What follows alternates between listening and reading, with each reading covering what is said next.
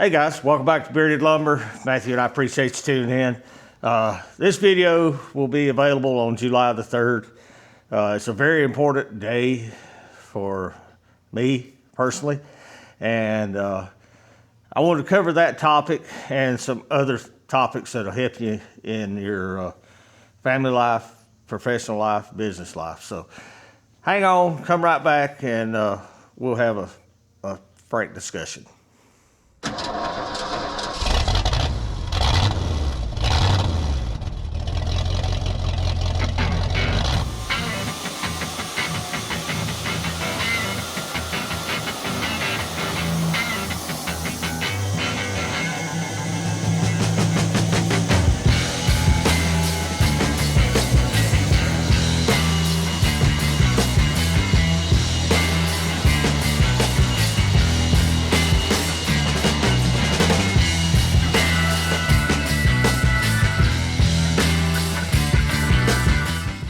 Hey guys, welcome back to Bearded Lumber. Appreciate you being here.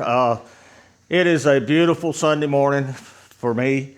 Come down, check the kiln, make sure everything's doing like it's supposed to. And Matthew and I have talked for a couple weeks about the video that we wanted to come out today. And I had some ideas and had a log that we thought we was going to solve. It just didn't, we opened it up, it just didn't have the color to present on camera that I thought it should have. So we kind of canned that idea, and the log had been here a while. It was deteriorated anyway. So we pushed that one off. We'll get another one day, we'll do that. But today is July the 3rd, and I wanted to take this opportunity to tell my wife thank you for 40 years of marriage. And you can see she got us matching shirts. We went out last night to eat and wore our matching shirts. So that was unique, but it is a milestone, and it's one not to be taken for granted. And I wanted to just be frank with you and tell you what it takes to do that, what I think it takes. And there's no mystery. It's just dedication and hard work. But like I say, I want to give a big shout out to my wife, Tonda. And I'll start by saying you don't see her on camera. If you've watched every one of our videos, you may have caught a snippet of her here or there where she walked through, we were filming, and it didn't get cut out. And that's by design, because when I started YouTube, it's new to me, new to Matthew, new to the whole family. And I asked her if she wanted to be involved, if she wanted to be on camera. And that was an absolute, emphatic no. So we honor that. I don't have a problem with it. My daughter-in-law, Morgan, asked her about her kids being on YouTube, and she don't care because they're on social media all the time anyway. Now, that may change one day, and if it does, then you won't see them no more. But you'll see Taylor, Henry, Ruby, and Haley at various times coming through, helping, just wandering through. That's fine. Now, Matthew, him and Caitlin had baby Mordecai about 7 months ago, and his wife don't want him on social media right now, and I'm fine with that. I don't have a bit of problem. But my wife said no, so we honor that, and that's why you don't see her. She's not directly involved with our day-to-day business, so we don't talk about her a whole lot, but she does do a lot of accounting, a lot of bookkeeping, a lot of going back and forth to the bank for me, and I greatly appreciate that. But that should clear up if you're wondering if, Eric's married or not. Yes, I am. Been married for 40 years. We got married July 3rd, 1985. And, man, it went by in a hurry, let me tell you. It went by in a flash. We went to eat last night, and we got back in the car, and we were talking about, being married 40 years and age come up, and I said, you know what? I said, I'm really blessed. I said, I'm almost 60-year-old, and I have to remind myself that I'm turning 60 and not 30. Because most days I feel like I'm 30-year-old. And I have to remind myself that I'm old as I am. And you'll get that way, younger guys, as you get older. Your body may give up on you. but your brain's just as sharp as ever. You may walk and talk and do like an older person, but mentally, your brain still tells you, hey, I'm 20-year-old, I'm tough, dumb. Now, I have gotten smarter about doing things that hurt. I was falling off a ladder, falling off a motorcycle, doing dumb things. They don't hurt any worse, they just hurt longer. It takes longer to get over them. But I've been really blessed. Like I said, I've been married for 40 years. We got 3 children. Oldest one is Erica, her husband Solomon. They live in Florida. Michael and his wife Morgan, they live right here behind me. And of course, Matthew and Caitlin, and they live right here on the other side of it. And my mom and dad and my older brother live out the end of the road. And I'll go ahead and mention my older brother because we've never really talked about Russell. Russell's 18 months older than I am. He's handicapped. You'll see him riding through on his motorcycle. That's his joy in life, is motorcycles, NASCAR, TV. Incredibly smart. If you ask him something about those topics, his memory is like a steel trap. But he is handicapped. And you'll see him from time to time in our videos. He'll pop in, sit down for a little while, or he's riding through on his motorcycle. We call him Neighborhood Watch. You know, Neighborhood Watch is riding through. Keep an eye on things. Hey, Leroy. But today's topic was 40 years of marriage. And how do you get there? It's day by day, guys. I got no super insights for you. You know, I woke up this morning and like, wow, how time has flown. Like I say, I already told you I don't feel old. I still, you know, mentally I still feel young. You know, how did 40 years go by so quick? And you've heard the phrase, life happens. Well, that's what happens. That's how you get here. I got married at an early age, had children at an early age.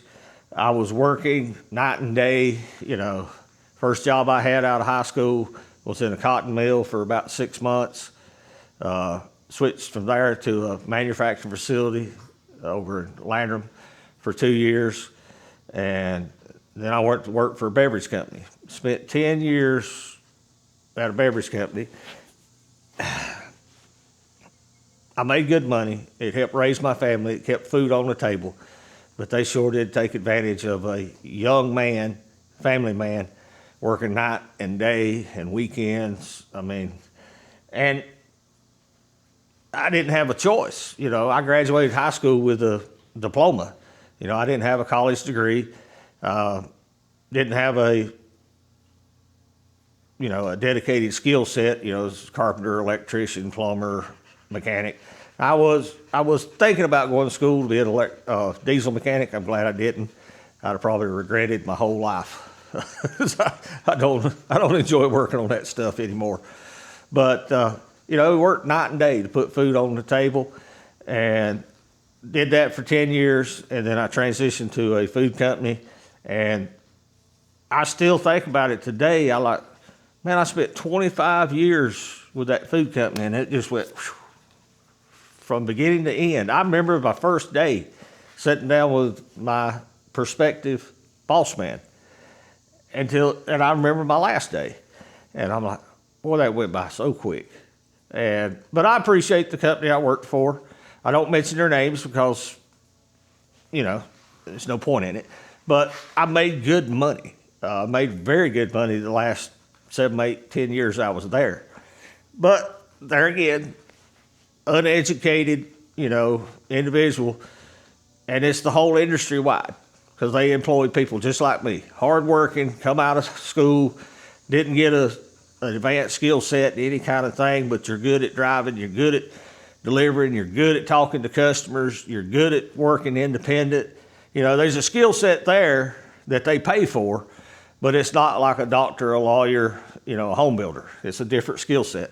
And we got paid very well for it. And I enjoyed what I did. In 25 years, I sat face to face with the man I worked for, and I worked for the original boss and then this guy, and I worked for 3 men the whole time I was at the food company. And face to face, I probably had 20 hours or less. If you add in some meetings, where it's a group setting, maybe 40 hours. That's how independent we were. We showed up at a independent yard, picked up our load of food and groceries, and we went to work, come back, and it was a running joke. I'd call my boss every few months. I said, just call and see if you're still alive. I hadn't heard from you. But I enjoyed that. And that's probably the reason I stayed so long, is I was almost self-employed. Almost. You still worked for a company. They still dictated your pay. They still dictated your time off, this, that, and the other. But we're getting off topic. I enjoyed that, and that helped raise my family. It helped keep me and Tonda fed, and it helped, get started what we got here. So no complaints. But I've always spent my life wanting to be self-employed, and it took me, 35 years to kind of get to that point to where it was right. But we're here now, and I thoroughly enjoy it. It allows me more time to spend with my family, to make choices that are based on my needs, my family needs, and not some company needs. And that's a wonderful thing, people. That's why if you're employed and you're wanting to be self-employed, and you're always looking at self-employed people like me and others, wishing you could have what we have, that's why. Because we have that freedom to make decisions based on our needs and not a company's needs. And I didn't have that as a young man. I had to work what I was told to work, do what I was told to do, work 12-hour days, 16-hour days, work on Saturday, work on Sunday, because I had a young wife and 3 young kids that had to get fed, bills that had to get paid. And I said all that, to get back to where we started. How do you make 40 years of marriage work? You got to work, guys. If you're a young man marrying, I don't care what society tells you today, but they're your responsibility. Nobody else's, not your mom's, not your dad's, not the government's. That young woman and those kids are your responsibility.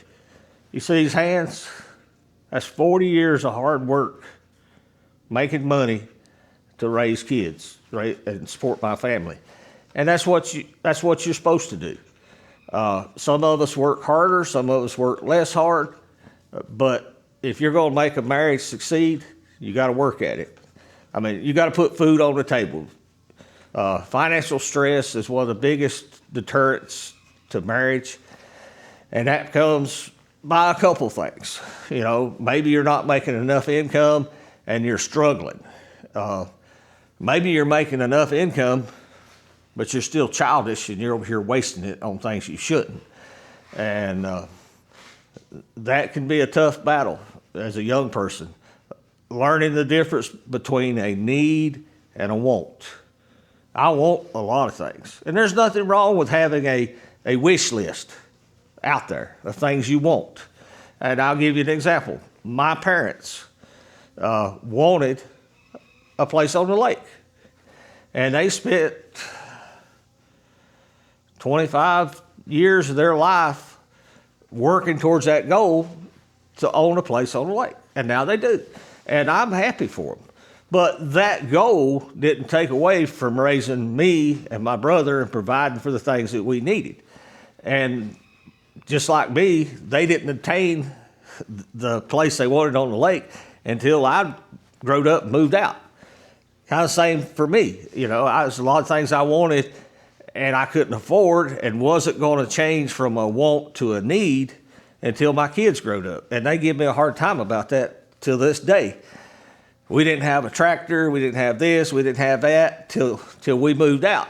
And I'm like, well, I didn't need it. I had 3 little servants, but I couldn't afford it, and they'll figure that out in their life. You make choices.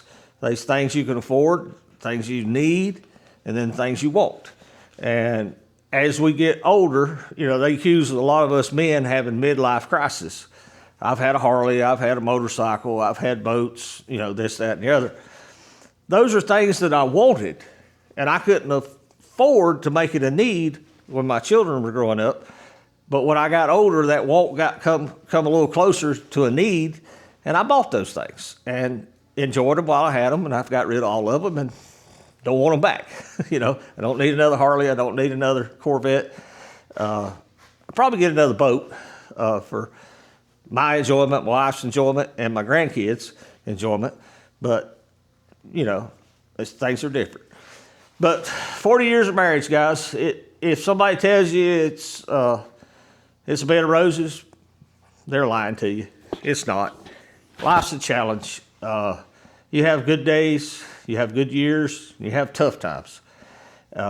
Sometimes you love, sometimes you fight, sometimes you argue, sometimes you discuss. That's part of living with another human being. And my wife is a wonderful human being. She's put up with me for 40 years, guys. And that's been a challenge, I can tell you. Because it took a long time to grow up. And still not there. Still set in my ways in some things. But I love her to death. I wouldn't want to go through this life without her.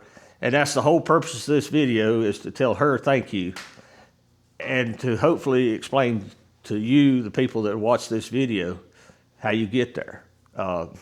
It always takes two people.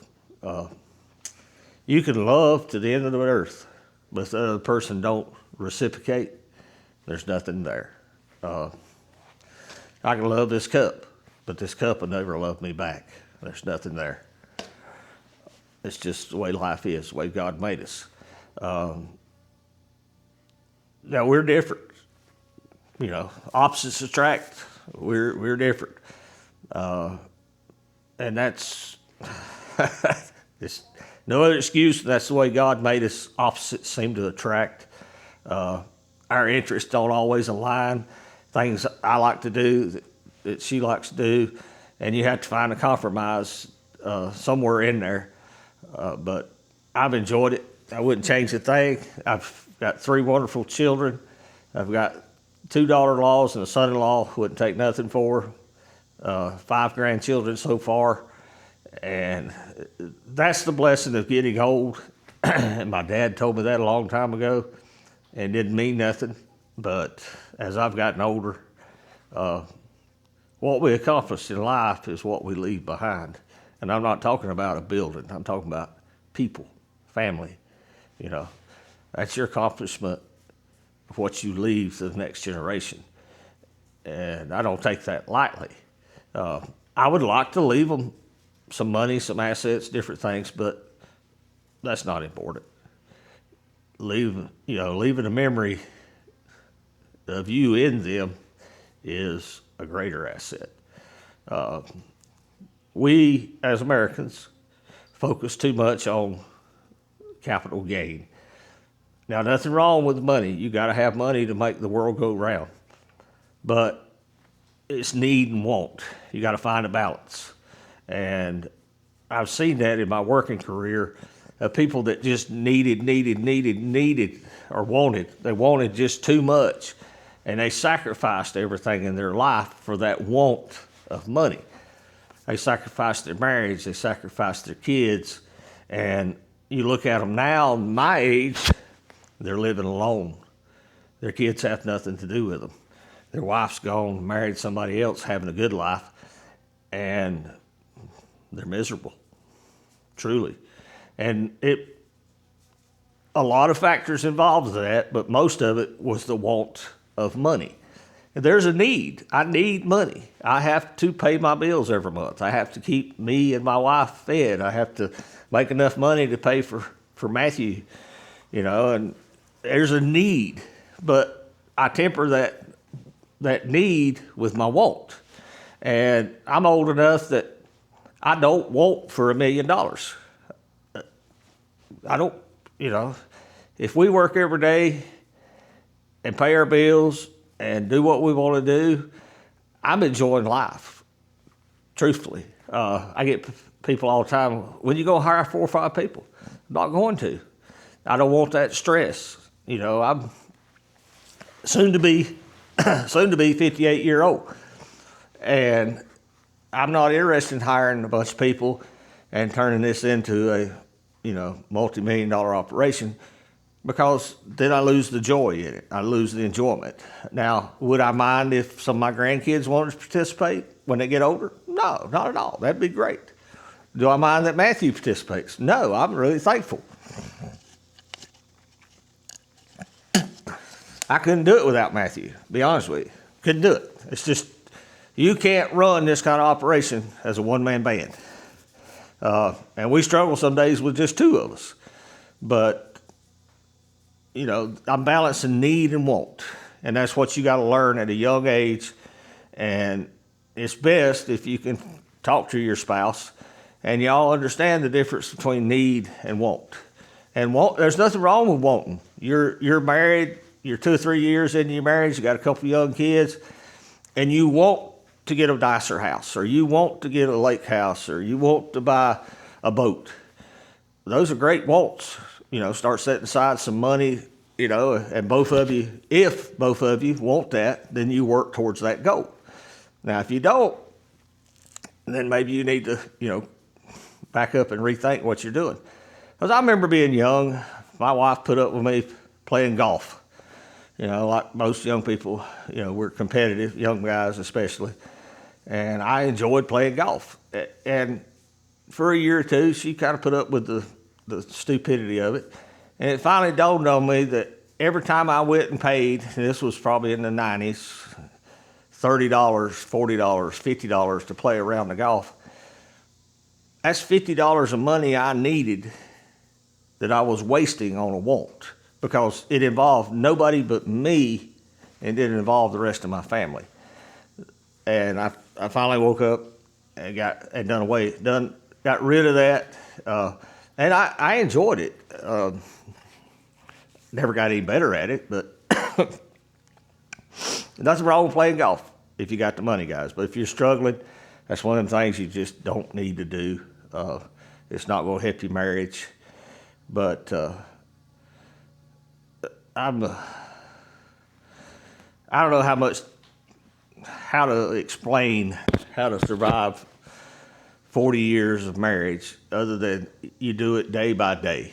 I can't tell you what tomorrow holds. I can't tell you what next year holds, but I can tell you how you behave today, what the choices you make today. And it's just day by day, guys. You got to work at it.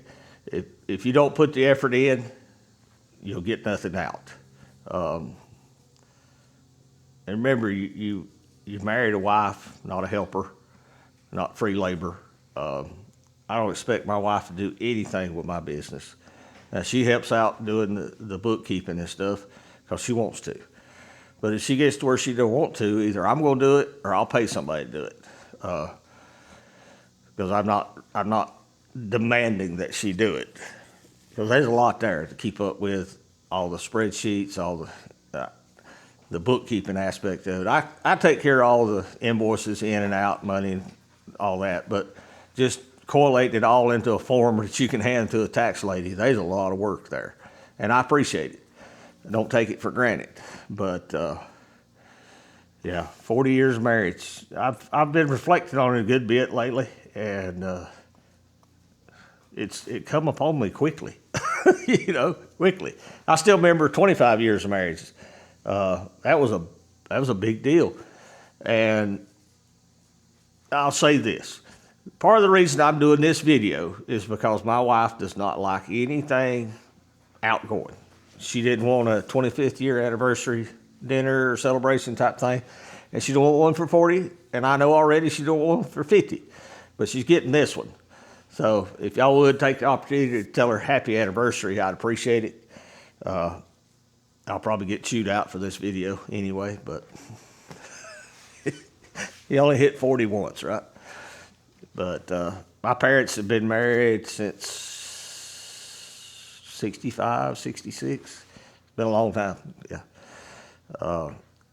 And Dad's told me himself, It just goes by quick. And life seems to happen that way, guys. And I'm trying to talk to the younger people that are watching. Enjoy every day. Spend time with your wife, spend time with your kids, your friends, because life goes in a hurry. And when you get to this, when you get this far down the road, you get back and you look, there's a lot of friends you started with, they're not here. They didn't make it. You know, they got took out of here early for some reason or other. Had a friend this week, died of cancer, 43-year-old. He didn't make it to 57. And my wife said it on Facebook. I was like, I just responded to his post the other day, said he was doing good. He was finishing up his cancer treatment and was getting out of the hospital, and just like that. It happens. So don't take it for granted. Don't take it lightly. I've been talking. I hope you find some value in what I'm trying to tell you. There's no secret. There's no red pill, blue pill to make a successful marriage. It's a day-by-day adventure, spending time with one another, understanding one another, and learning how to live one another. Because there's some habits that are never going to change. I'm just telling you up front. There's some things you're just not going to get out of people. And women typically make this mistake more than men. They marry a worthless individual and think they're going to change them. No, you got what you paid for most of the time. Good Lord can intervene and make some major changes in people, but most of the time, if a person has some bad habits, when you married them, they brought them with them, and that's just the way it is. So, as a young person, choose wisely. Date as long as you can. Learn all you can in advance, because this is a lifetime journey. You know, we swore to love one another till the end, and I didn't take it lightly then. I don't take it lightly now, and it's not something to be entered into flippantly, because if it's just you and her, it's still tragic if you split ways. But when you involve kids and extended family, then it's even harder, because I've got that in my life, different family members or whatever, and there's wounds there that just don't heal. People, they carry them for the rest of their life, and you hate to see that. A young child that has nothing to do with a divorced parent, because there's nothing there. So, just not to be Debbie Downer, but marriage is what you make out of it, guys. You can have more, you can have less, and I'm a prime example of that. The times I invested more, I got more. The times that I couldn't invest more, didn't invest more, I got less, and that's my own fault. As a young man, I thought working was most important, providing was most important, and it was very important. But cultivating your marriage is always more important, and that's a hard lesson to learn. I don't know that I can teach you that lesson other than tell you that there's nothing in your personal life more important than cultivating that relationship. And if you're working at an employer that is contrary to that or making that impossible, then maybe it's time to look for a change. When I was growing up, changing jobs was a bad thing. Nowadays, our society is a little different, and changing jobs every few years is not as detrimental. My dad spent 40 years with a company, and we used to argue that about changing jobs a little bit, and I'm trying to explain to him, I said, the culture is different now. I said, these companies don't want you for 40 years. They want you, while you need to work, you can work, and then they want to get somebody else back in there younger. So things have changed a little bit. But if you're in a position and a job that is hurting your family, you definitely ought to think and pray about doing something different. Maybe you need to work for less to have more at home. And it took me a long, long time to understand that. And when you're in a position, you're making a house payment, car payment, eating hot dogs twice a week because you can't afford much better. It's hard to make a change, but maybe you still should. So, guys, I know this is not a sawing video, but it was important to me. I hope you found some value in it. Big shout out to my wife. Couldn't imagine this life without her. Like I say, it's not always been roses, but I couldn't imagine it without her. I definitely couldn't raise my kids without her because I was gone. I was an absentee father most of their preteen years because I was just working way, way too much. And I'll regret that, and I do, but I can't change it. So, yeah, that's going to do it, guys. Appreciate you watching. I promise we'll get back to sawing, but sometimes life's more important than sawing. I'm self-employed. I can saw today. I'm not. It's Sunday. I take a day off. Now, I work hard 6 days a week, but, you got to make choices. That's going to do it. Hope you found some value in it. If you got any comments, please leave them. I'll try my best to answer them. And I promise we'll get back to sawing. Thanks for watching. We'll see you back at the mill. Happy anniversary, babe. Thank you for watching. Here's a video selection and a playlist suggestion. Click here to subscribe for more great content. We'll see you at the mill.